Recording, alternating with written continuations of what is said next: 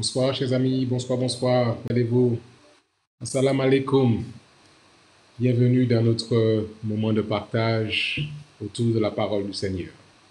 Très heureux de vous accueillir, de vous saluer, de partager avec vous ce moment spécial.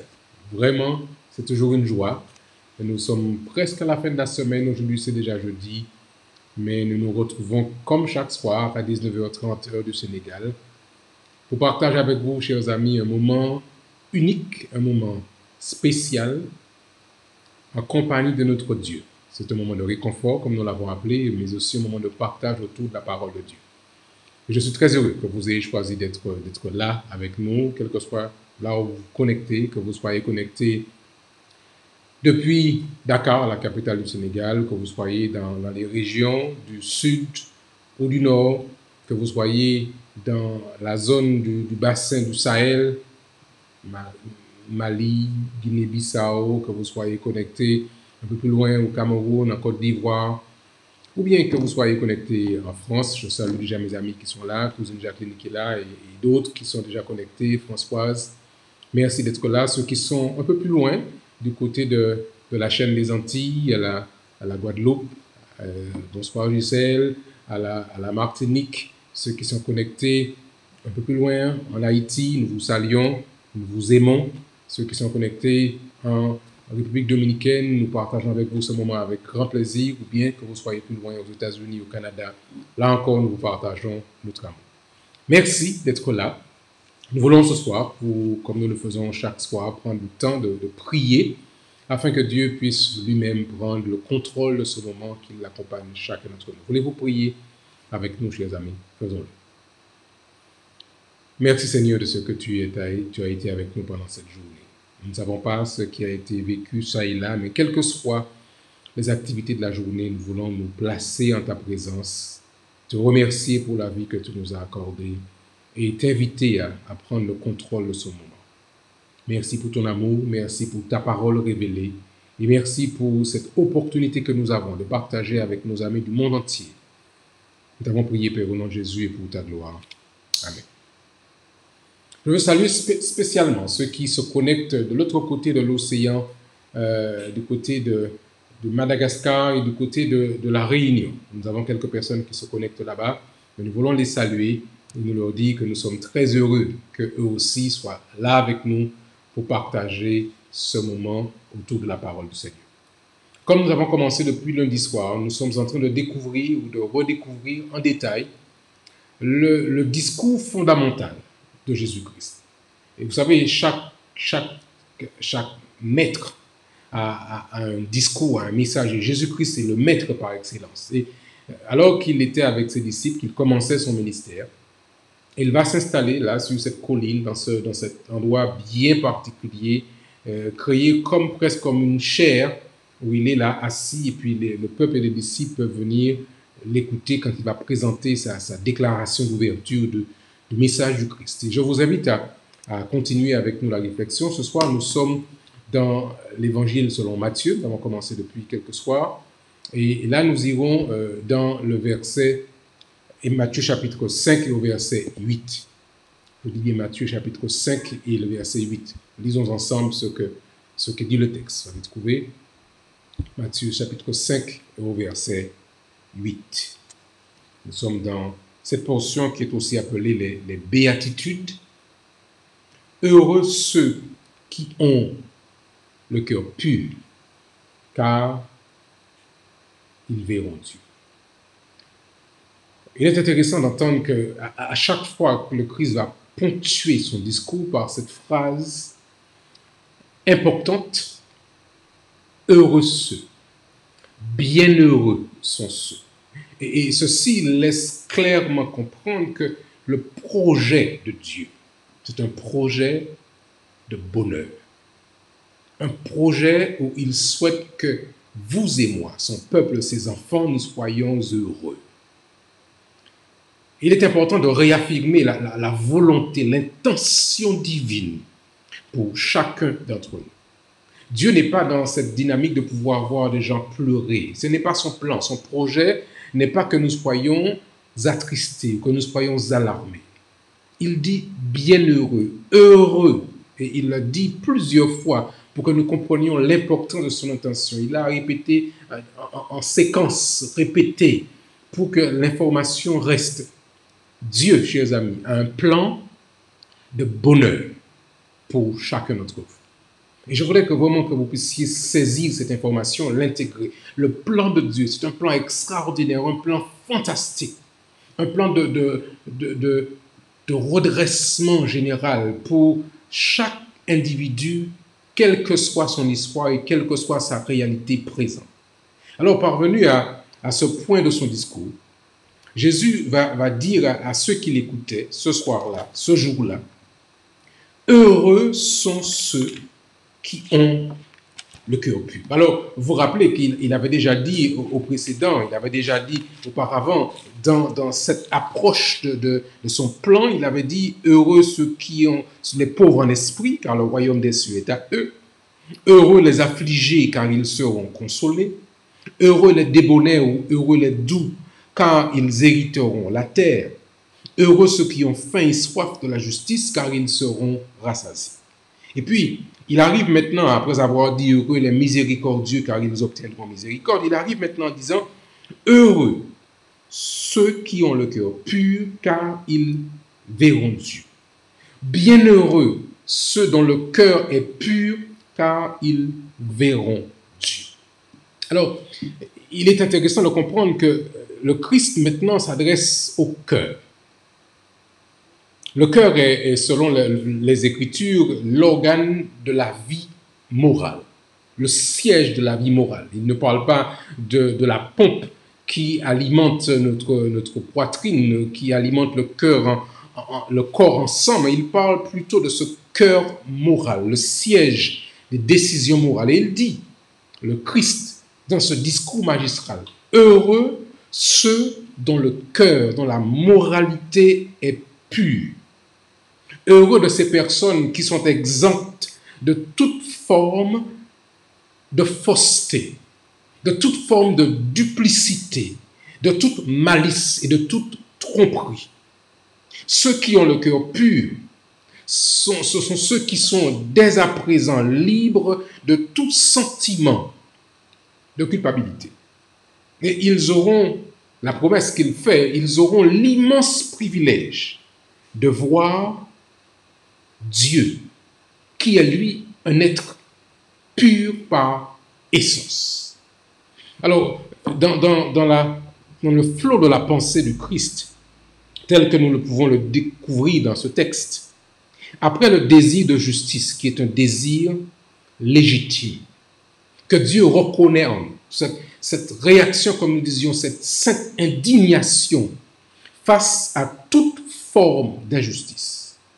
Dieu nous appelle, vous et moi, ses disciples, à exercer la miséricorde, à être prêts à exercer la grâce selon le modèle de Dieu.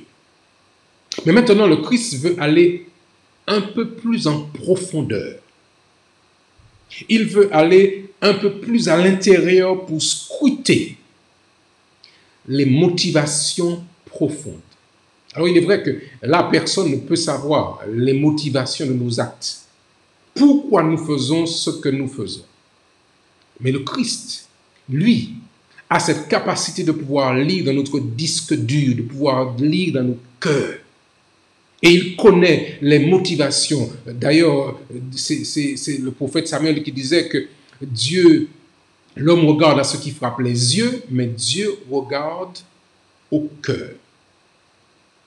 Il est possible d'exercer aujourd'hui la miséricorde pour les mauvaises raisons. On peut faire l'aumône, on peut être généreux, on peut être bienfaisant pour de mauvaises raisons. On peut le faire pour pouvoir s'attirer les gloires du groupe, de la population. On peut le faire pour pouvoir montrer qu'on serait supérieur aux autres. Mais nous ne pouvons pas tromper Dieu. Il est capable de sonder les cœurs. Vous savez, aujourd'hui, on parle de scanner, on parle de tous ces appareils qui peuvent examiner le corps intérieur. Le Christ, bien avant tous ces équipements médicaux, était capable de pouvoir, dans un scan divin, examiner notre cœur profond. Alors il déclare, à vous et à moi, à tous ceux qui veulent le suivre, vous êtes déjà bienheureux aujourd'hui si votre cœur est pur, si vos motivations sont pures, si les choses que vous faites, les bonnes œuvres que vous pratiquez, vous les faites pour les bonnes raisons. Vous les faites parce que vous êtes à l'image du Christ. Vous les faites parce que vous êtes rempli de l'amour du Christ. Bienheureux si votre cœur est pur, sincère, sans duplicité. Alors il y a une série de textes que j'ai trouvés qui corroborent ce que nous disons ici. Permettez-moi de lire pour vous, chers amis, rapidement dans l'épître de Paul aux Corinthiens, au chapitre 13, le fameux chapitre sur l'amour que beaucoup aiment citer. Au verset 12 de 1 Corinthiens 13, verset 12, voilà ce qu'il dit. Aujourd'hui, on parlait à l'époque, mais il s'adresse à nous aujourd'hui. Aujourd'hui, nous voyons au moyen d'un miroir, d'une manière obscure. Mais alors, l'apôtre Paul dit, nous verrons face à face. Nous verrons sans obstacle. Nous verrons sans qu'il y ait de couverture quelconque. L'apôtre Paul va continuer à dire dans sa deuxième épître aux Corinthiens, chapitre 3, verset 18. Je lis pour vous, pour pouvoir gagner du temps. 2 Corinthiens, chapitre 3, et au verset 18. Voilà ce que le texte dit.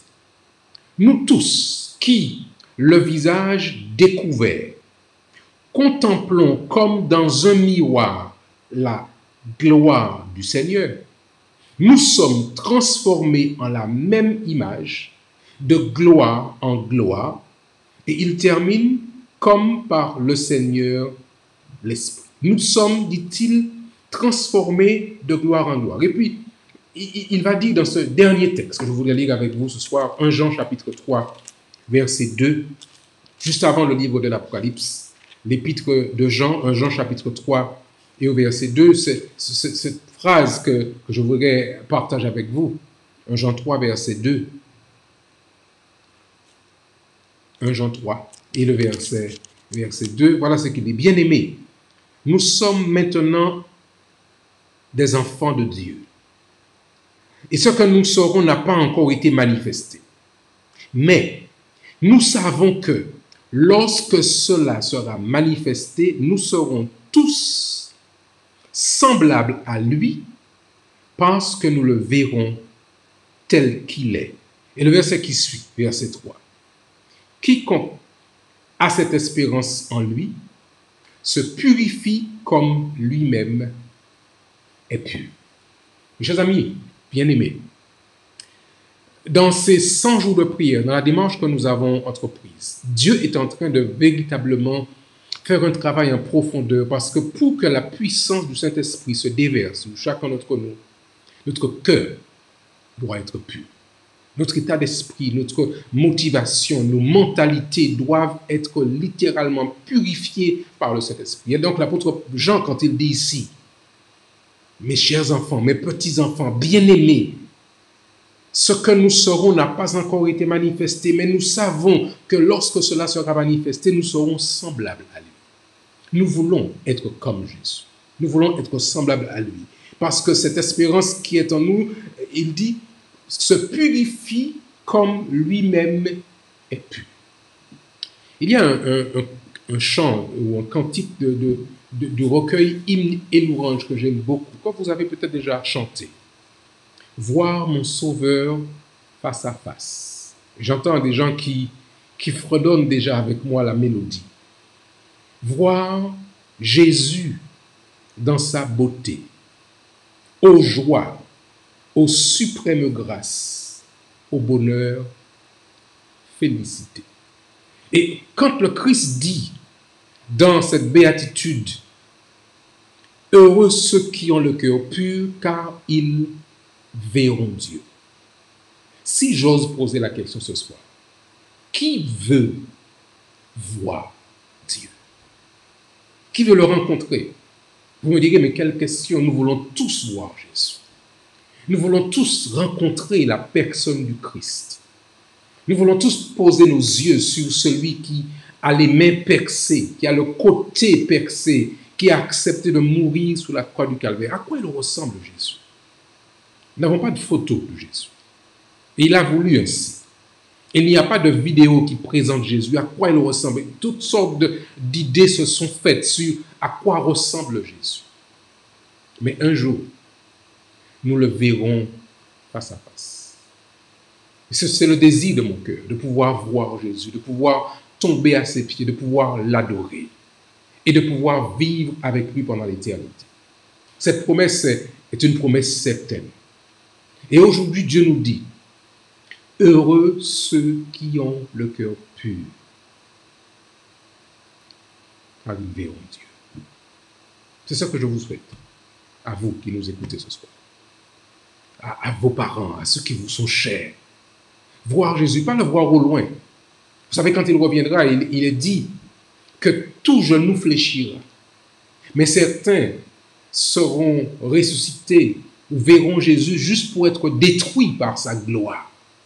Mais d'autres, j'espère que ce sera votre cas, j'espère que ce sera mon cas, nous allons être enlevés avec lui pour passer 1000 ans au ciel et l'éternité sur la terre restaurée. Ce sera le plus beau cadeau que nous puissions recevoir, voir Jésus face à face. Prions pour que Dieu nous permette d'avoir un cœur pur. Prions pour que Dieu purifie notre cœur de tout mobile mauvais, de toute intention mauvaise, afin qu'il prenne toute la place et que nous puissions lui ressembler. De tout au tout, que nos mobiles, que nos paroles, que nos actions, que nos regards soient des regards purs, des regards sans arrière-pensée, pas des regards qui envoient des flammes, mais des regards qui véhiculent la paix, des regards qui véhiculent l'amour, des regards qui transmettent la joie. Vraiment, je souhaite que nous puissions faire cette expérience avec notre Seigneur et avec notre Dieu. Et pendant ces 100 jours que nous avons commencé, ce soir, nous sommes arrivés déjà à notre 63e jour. C'est vraiment un chemin que nous avons commencé avec le Seigneur et nous croyons que Dieu peut faire encore des choses fantastiques. 63 jours que nous avons commencé à prier. Mais nous n'avons pas fini.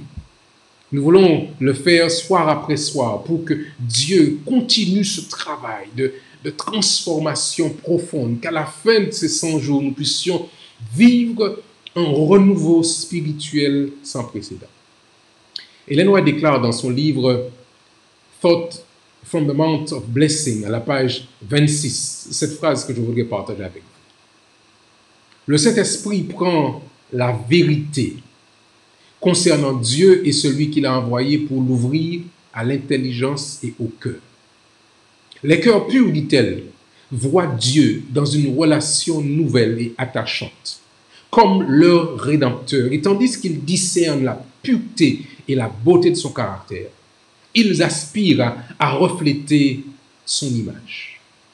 Ils le voient, Jésus, comme un père désireux d'embrasser un fils repentant. Et leurs cœurs sont remplis d'une joie indicible et pleine de gloire. Je voudrais vous inviter ce soir à contempler Jésus. Pas à contempler comme on contemple une image, mais à contempler ce Jésus qui est notre Dieu, celui qui a un projet pour chacun d'entre nous, et contempler son caractère, sa manière de faire, afin qu'elle puisse être reproduite en nous, et que nos manières de faire, nos paroles, nos gestes soient véritablement calqués sur le modèle de Jésus-Christ. Alors nous deviendrons de vrais chrétiens, c'est-à-dire des disciples du Christ, des hommes et des femmes qui reproduisons le modèle de Christ sur cette terre. Nous allons prier ce soir. Prier pour que Dieu fasse en nous ce travail que lui seul peut faire. C'est lui seul qui peut changer les cœurs. Cette transplantation cardiaque qu'il nous a promis. Nous voulons que Dieu fasse en nous ce changement profond. Nous voulons aussi, Seigneur, ce soir, chers amis, remercier Dieu pour ce qu'il a déjà fait depuis le début de ces 100 jours de prière. Beaucoup de personnes partagent déjà leur témoignage. Chana plutôt dit que pendant ces 100 jours de prière, elle a commencé à prier pour une amie avec qui elle s'était séparée. Il y avait eu un froid entre son amie et elle. Elle a essayé d'appeler pendant plusieurs fois. Mais cette personne l'avait bloquée, elle ne pouvait pas la contacter. Elle a insisté, elle a continué à prier, elle a crié à Dieu. Et elle donne le témoignage suivant que voici que le lendemain de son appel, son amie, elle, la rappelle, lui dit, écoute, je t'avais bloqué. Mais quelque chose me dit que nous devons reprendre notre amitié et renouer ce lien. Et elle rend grâce à Dieu de la réponse de Dieu à sa prière. D'autres personnes partagent encore comment Dieu a fait des choses pour eux pendant ces 100 jours de prière. Et vous pouvez aussi faire ce témoignage. Je vous invite à partager avec nous vos témoignages sur notre adresse email Seneg, mission seneg7@gmail.com. Vous pouvez sans hésiter partager avec nous votre témoignage sur cette adresse mail afin que nous puissions partager avec le grand groupe ce que Dieu aura fait dans votre vie. Mission seneg7@gmail.com. Faites-le si vous ressentez le désir. Nous retransmettrons cette bonne information avec ceux qui partagent avec nous ce moment de prière et de partage. Ce soir, nous voulons prier. Je voudrais vous inviter à vous incliner avec moi. Nous allons prier pour que Dieu transforme nos cœurs, qu'il nous rende purs selon le modèle de Jésus-Christ. Baissons la tête ensemble et prions notre Dieu. Père Céleste, nous venons vers toi humblement, mais honnêtement. Reconnaissant que nous voulons être comme toi, nous voulons être de vrais disciples de Jésus. Des hommes et des femmes qui fonctionnent selon la philosophie du Christ. Et dans ce sens, tu nous invites non seulement à avoir en horreur l'injustice, heureux ceux qui ont le cœur, ceux qui ont faim et soif de la justice. Tu nous invites, Seigneur, non seulement à exercer la miséricorde, heureux ceux qui sont miséricordieux, mais tu nous invites aussi à être des hommes et des femmes avec un cœur pur. Et tu dis, heureux ceux qui ont le cœur pur, car ils verront Dieu. Nous voulons voir Dieu, Seigneur. Nous voulons te voir. Nous voulons pas seulement te voir, mais nous voulons passer l'éternité avec toi. Alors nous t'en prions, Seigneur. Nous t'en prions. Viens changer nos cœurs. Parce que nous avons ces tendances naturelles en nous, ces tendances humaines, parfois à la violence, à la colère, à la tromperie. Viens donc, Seigneur, faire ce travail en chacun d'entre nous. Avec nos amis qui prient avec nous là où ils sont, quel que soit là où ils sont connectés, ceux qui sont au Sénégal ou ceux qui sont ailleurs.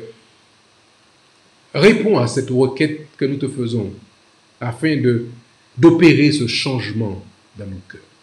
Nous te présentons ceux qui sont malades du Covid-19. Accorde-leur, nous te prions, Seigneur, la guérison, parce que tu es capable de le faire. Soit avec ceux qui pleurent un parent qui est décédé, sèche leurs larmes et donne-leur l'espoir de la résurrection.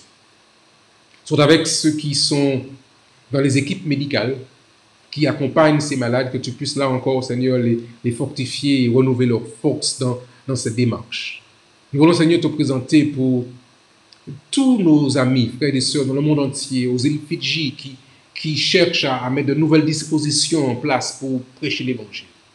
Nous te présentons ici cette petite mission au Sénégal, avec ses défis, mais avec cette opportunité que tu mets devant nous de pouvoir prêcher l'Évangile à partir du mois de juillet, dans tout ce territoire, par le biais de l'Internet, par des conférences publiques qui vont être présentées pour tout le pays. Accorde-nous ton intelligence, accorde-nous ta sagesse, afin que ta parole, le modèle de Jésus-Christ soit présenté et que des hommes et des femmes acceptent de suivre Jésus pour un jour le voir. Alors que nous terminons ce moment, déverse tes bénédictions spéciales sur tous ceux qui sont connectés ce soir. Seigneur, vraiment, fais à chacun un cadeau spécial. Tu connais les désirs des cœurs de chacun de ceux qui sont prosternés, hommes ou femmes, en cet instant. Ceux qui te cherchent, ceux qui luttent, ceux qui sont face à des difficultés spéciales que toi seul connais. Fais-leur une grâce ce soir, je te prie, Père. exauce cette prière secrète qui monte en cet instant vers toi. Et qu'il puisse, dès demain soir, vendredi soir, alors que nous allons commencer le sabbat, témoigner, rendre grâce et gloire. Dieu m'a entendu, Dieu a exaucé et je veux me réjouir avec tous les autres. Entends, Seigneur, notre prière et entends la prière qui monte des cœurs de chacun de nos partenaires. Fais-leur du bien, que tu les bénisses, que tu les fortifies, que tu réalises en eux ce travail que toi seul peux faire. Je t'ai prié humblement, au nom de Jésus, et pour ta gloire. Amen. Chers amis, je voudrais vraiment encore vous remercier d'avoir vécu ce moment avec nous. Je vous souhaite à tous une bonne soirée. Que Dieu vous accorde sa grâce, qu'il vous accorde sa paix. Nous avons rendez-vous demain soir. D'accord? Demain soir, c'est vendredi, c'est la préparation du sabbat. Nous allons entrer dans le temps de Dieu. Faites des plans pour être là avec nous si le Seigneur le permet. Sinon, vous pouvez bien sûr revoir notre moment d'échange sur la page YouTube de la mission Adventiste du Sénégal. Bonsoir à tous. Que Dieu vous bénisse, qu'il vous garde. Et selon sa bonté, nous allons nous retrouver demain soir pour pouvoir partager ensemble un moment autour de la parole du Seigneur. Bonsoir à tous et que Dieu vous bénisse tous.